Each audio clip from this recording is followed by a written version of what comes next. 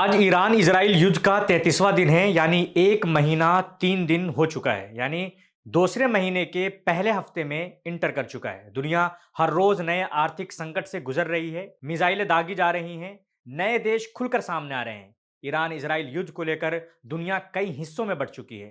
तानाशाही अपने चरम पर है। इस युद्ध के कारण आम आदमी की परेशानी लगातार बढ़ती जा रही है। पेट्रोल और गैस का संकट गहराता जा रहा है, लेकिन युद्ध के रुकने की कोई भी संभावना नजर नहीं आ रही है। आइए जानते और समझते हैं कि इस युद्ध की ताजा जानकारी और कुछ ऐसे रहस्य जो दुनिया से छिपाई जा रही है। तो मेरा नाम है कामरान सैफ और आप देख रहे हैं इनकलाब हिंदी। सबसे पहले हम पिछले 24 घंटे के ताजा अपडेट को जान लेते हैं। तो वो ये है कि यमन के हूती विद्रोहियों ने एक बार फिर इजराइल को निशाना बनाया है।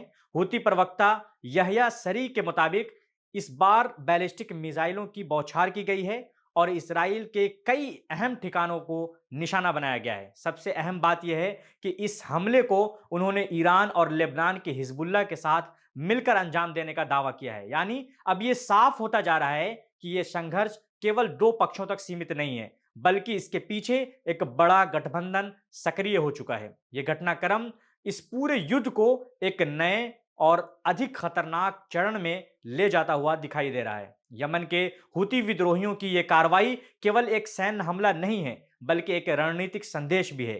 तीसरी बार इजराइल को निशाना बनाना यह दर्शाता है कि यह समूह अब सीधे तौर पर इस युद्ध में अपनी भूमिका को मजबूत कर रहा है। विशेषज्ञ मानते हैं कि अगर ऐसे हमले लगातार जारी रहते हैं तो इजराइल को कई मोर्चों पर एक साथ जवाब देना पड़ेगा, जो किसी भी देश के लिए एक बड़ी चुनौती बन सकती है। दूसरी तरफ अंतर्राष्ट्रीय स्तर पर भी माहौल तेजी से बदल रहा है।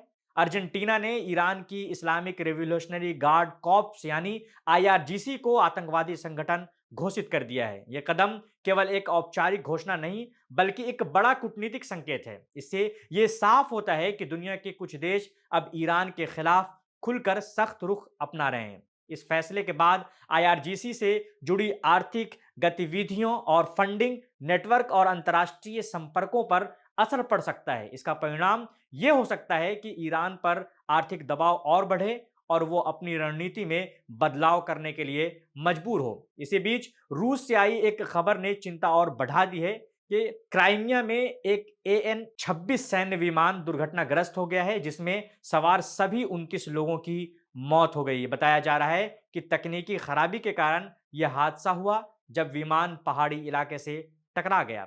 यह घटना भले ही सीधे तौर पर इस युद्ध से जुड़ी ना हो, लेकिन यह हमें यह जरूर याद दिलाती है कि दुनिया इस समय कई स्तरों पर अस्थिरता का सामना कर रही है, चाहे वो युद्ध हो या सैन्य सुरक्षा से जुड़ी जोखिम।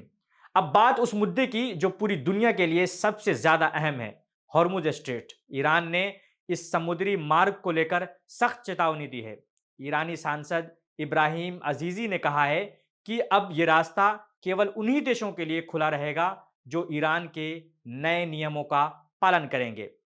इस संदेश के बाद पूरी दुनिया के अंदर हलचल देखी जा रही है। यह बयान बेहद महत्वपूर्ण है क्योंकि दुनिया का एक बड़ा हिस्सा कच्चा तेल इसी रास्ते से होकर गुजरता है। अगर यहां कोई भी रुकावट आती है तो इसका सीधा असर तेल की कीमतों पर पड़ेगा और फिर महंगाई पूरी दुनिया में बढ़ेगी, जो कि और भी दूसरे देशों में देखा जा रहा है। इसका असर भारत में भी दिखाई देने लगा है। एविएशन टरबाइन फ्यूल यानी एटीएफ की कीमतों में भारी उछाल आया है और ये 2 लाख रुपए प्रति किलो लीटर के पार पहुंच चुका है। इसके अलावा कमर्शियल एलपीजी सिलेंडर की कीमतों में भी लगभग 195 रुपए की बढ़ोतरी हुई है। हालांकि घरेलू गैस उपभोक्ताओं को अभी राहत दी गई है, लेकिन अगर अंतर्राष्ट्रीय हालात ऐसे ही बने रहते हैं तो आने वाले समय में इसका असर आम लोगों की जेब पर और ज्यादा पड़ सकता है। हवाई यात्रा महंगी हो सकती है, व्यापार की लागत बढ़ सकती है और रोजमर्रा की चीजें भी प्रभावित हो सकती हैं। अब बात करते हैं कूटनीति की, जहां उम्मीद की एक हल्की किरण नजर आ रही है। अमेरिका ने कहा है कि ईरान के साथ बातचीत जारी है। अमेरिकी विदेश मंत्री मार्को रूबियो के अनुसार जंग खत्म होने की संभावना दिख रही है और किसी भी समय बातचीत एक निर्णायक मोड़ ले सकती है। लेकिन इसके साथ ही उन्होंने ये भी कहा है कि अमेरिका केवल औपचारिक बातचीत नहीं चाहता है, बल्कि ठोस परिणाम चाहता है। यानी बातचीत के साथ साथ दबाव की रणनीति भी जारी है। वहीं ईरान के राष्ट्रपति मसूद पेजेश्कियान ने भी संकेत दिए हैं कि अगर कुछ शर्तें पूरी होती हैं तो युद्ध समाप्त किया जा सकता है। उनकी प्रमुख शर्त भविष्य में किसी भी प्रकार के हमले की गारंटी है। यह दर्शाता है कि दोनों पक्ष शांति की बात तो कर रहे हैं, लेकिन भरोसे की कमी की वजह से यह सारा मामला टलता जा रहा है। इसी बीच पाकिस्तान और चीन के बीच भी कूटनीतिक गतिविधियां तेज हो गई हैं। दोनों देशों के बीच हुई बैठक में मिडिल ईस्ट में शांति और स्थिरता के लिए संयुक्त पहल की बात की गई है।